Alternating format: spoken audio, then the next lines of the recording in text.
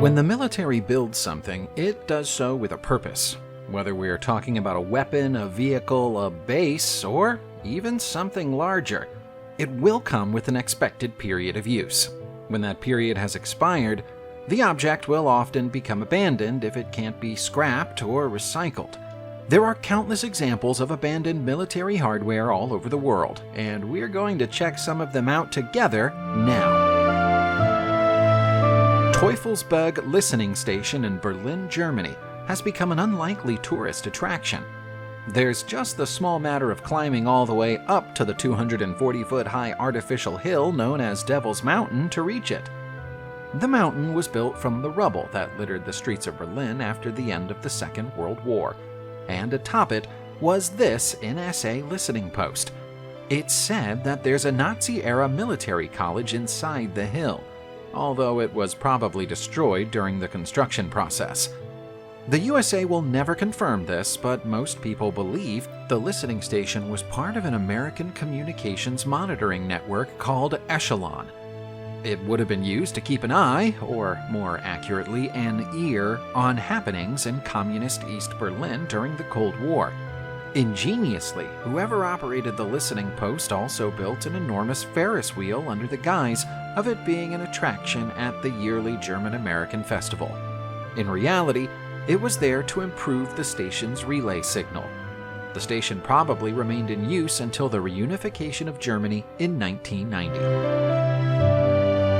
The Second World War was a perilous time for the south coast of England, which suffered wave after wave of attacks from Nazi forces based in the occupied territory of France and the Channel Islands.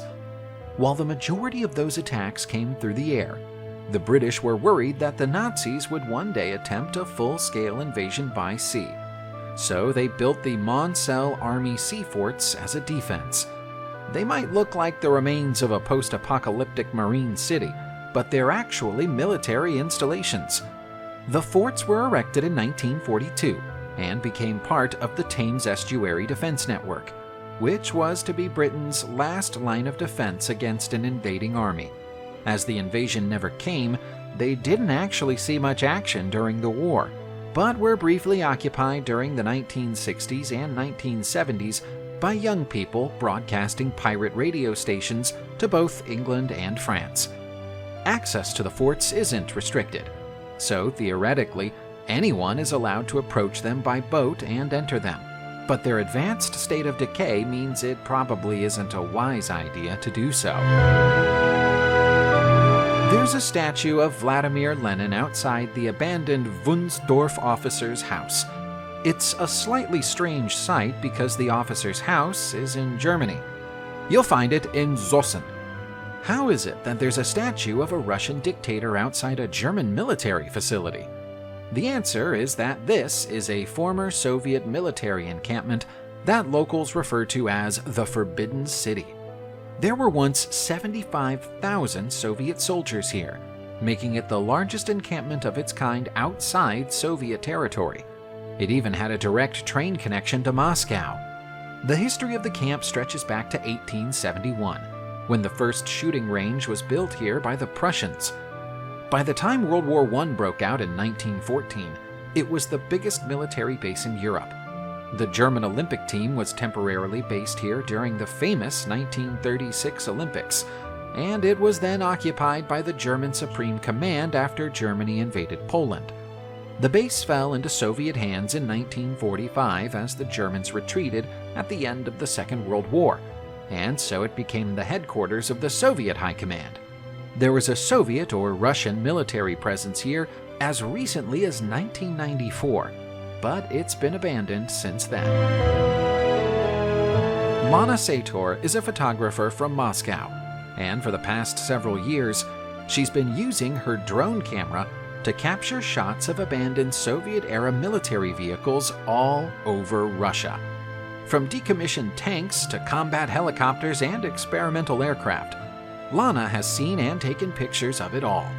The Russian military isn't exactly known for giving away the locations of its stored or discarded hardware, but Lana's work speaks for itself. She's found a whole cemetery of abandoned armored vehicles close to Topchica in Siberia, and a further collection of decommissioned armored cars near Vyborg.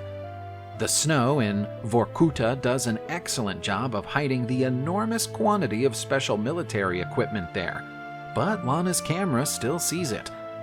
If you wanted to go and look at a set of abandoned Russian military helicopters, you'd find some still standing on land outside the former Dosov aircraft factory in Balashika. On the other hand, if it's ships you're looking for, the best place to find them is at the unofficial military ship cemetery in Tereburka. But there's another site in Alexandrovsk-Sakalinsky that's worth checking out. All of Lana's work is on Instagram, so go and look her up if you're interested. Military submarines were exciting new technology in the 20th century, so submarine bases started popping up all over the world. The Germans made a lot of them both before and during the Second World War. One of the most impressive examples is the now abandoned Third Reich submarine base of Saint-Nazaire, which they built in the occupied territory of France. This was the single largest marine base available to the Germans on the Atlantic Ocean. So, aside from its primary purpose of housing and repairing U-boats, it also handled repairs for battleships damaged by bombing raids. More than 1 million cubic feet of concrete were used in its construction, which amazingly took only 5 months from February to June 1941. The roof is 30 feet thick and was once topped with anti-aircraft weaponry. That didn't stop the British from getting inside it, though. They disguised the HMS Campbelltown as a German torpedo boat, filled it full of explosives, and then rammed it into the walls of the base. The subsequent devastation rendered the base useless for the rest of the war. It was then abandoned until 1944, when a restoration project gave it the new name Villa Port and opened several museums within its walls. Devil's Slide Bunker in Pacifica, California, USA looks like a modern art installation. That's largely down to the heavy coating of graffiti it wears on its outer surfaces, though. In reality, it is a former triangulation station that once belonged to the American military. Quite why they built it in such a way that it looks like it's going to fall off its perch is unknown. When the bunker was built during the Second World War, it was one of many such buildings and facilities in the region. Today, it's the last one standing, and it's barely standing at all. The way it worked was quite simple. A watcher inside the station kept an eye out over the sea, and if they saw a ship approaching, they radioed a nearby gunner to open fire. It was a little archaic even by the standards of the 1940s and was unsurprisingly abandoned as soon as the war ended. At some point in the 1970s, some of the earth beneath the bunker was removed for a construction project, leaving it teetering on the precipice. There's a genuine risk it might topple over, which is why it's fenced off from the public. Life at Adak Station was very hard for the people who had to work there. What's left of the old station can be found on Adak Island, which is one of Alaska's Aleutian Islands. It's been home to the Alouette people for centuries, and they don't seem to mind it. But the 6,000 or so U.S. military personnel who were stationed here during the Second World War were less keen on it. The location was strategically important. By building a base and an airfield here in 1942, the Americans gave themselves a platform to launch operations against the Japanese. Those who worked there eventually returned home, telling horror stories about the quality of the food, the freezing cold weather, and the constant rumblings and thick smoke that emitted from the island's active volcano. The base remained occupied long after the war ended, with a U.S. military presence maintained on the island until 1997. When they eventually packed up and went home, the population of Adak Island dropped from 7,000 to a mere 300. Entire streets of houses have collapsed in on themselves in the 25 years since then because there's nobody to look after them. The Dungeness acoustic mirrors, also known as the Great Stone Sound Mirrors, are bizarre concrete relics of a forgotten time on the coast of southern England. They might look like something out of a dystopian post-apocalypse movie, but they were actually once the best way to detect enemy aircraft. Rather than being built for or during the Second World War like so many of the aging war relics in Britain, the Great Stone sound mirrors were created between the end of the First World War and the start of the Second. Construction work began in 1927 and ended in 1930. The idea behind them was a simple one. Sound waves coming in from the English Channel would be magnified by the parabolic dishes and then fed into a microphone. In theory, Britain would be aware of an inbound airstrike 15 minutes before it arrived and would have time to scramble a defense.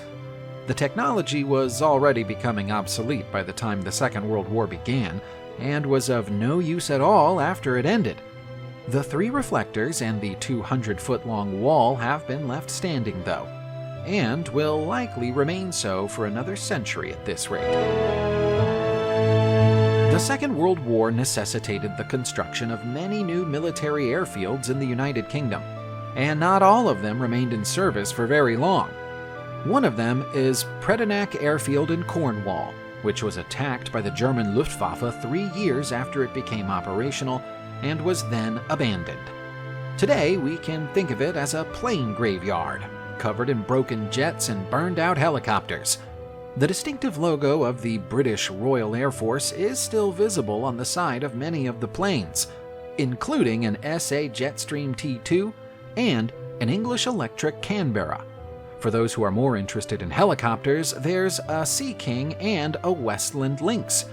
One of the dilapidated Sea Kings lays on its side, and elsewhere there's a Hawker Siddeley Domini plane with a collapsed wing.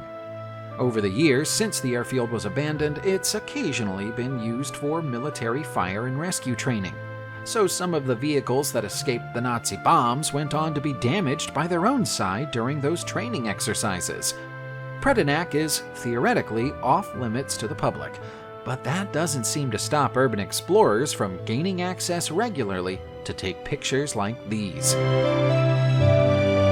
Should the United States of America ever face a sudden and unexpected military threat, it has backup resources to call upon so the country can go to war immediately.